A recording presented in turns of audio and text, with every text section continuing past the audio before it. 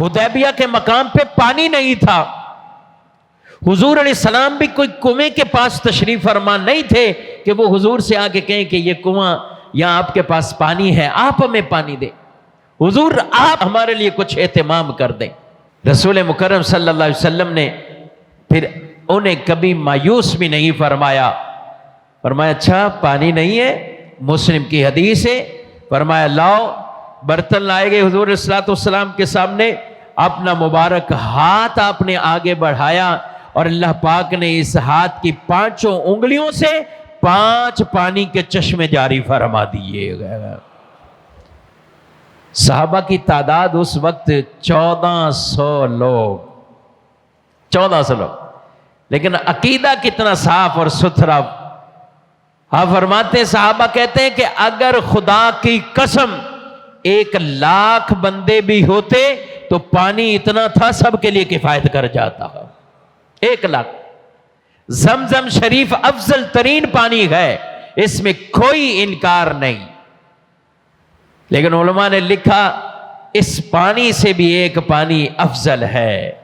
زمزم تو اسماعیل علیہ السلام کی ایڑی مارنے سے وہ چشمہ پھوٹا، اور ایک روایت کے مطابق جبریل امین نے پر مارا اپنا، اس سے وہ چشمہ نکلا۔ کہا کہ وہ پانی جو اسماعیل علیہ السلام کی ایڑی سے نکلا ہے وہ فضیلت اور شان والا ہے، تو جو مصطفیٰ کے ہاتھوں کی انگلیوں سے نکلا ہو وہ کتنی شان والا ہے۔ ہاں ان کا مقدر جن کو یہ ملا۔ یہ فرمایا کہ 1400 لوگ پانی جنہوں نے وہ اس پانی سے فیض پایا۔ میں بات صرف اتنی کرنا چاہتا ہوں کہ کیا شرک کا یہی تصور تھا کہ نبی صلی اللہ علیہ وسلم سے کچھ مانگا، سوال کیا تو معاذ اللہ شرک سے تعبیر کریں گے؟ ہرگز نہیں ہے۔ شرک یہ بہت بڑا گناہ ہے، تبھی ہے کہ جب اللہ کے ساتھ کسی کو اللہ جیسا کوئی مان لے،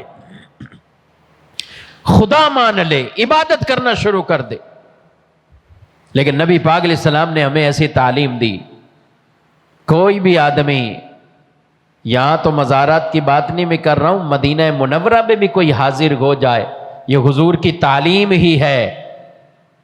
کیا نبی پاک علیہ السلام کے روزے کی کیا کوئی معاذ اللہ عبادت کرتا ہے؟ بھائی عبادت کیا کسی نبی کی کوئی عبادت کرتا ہے؟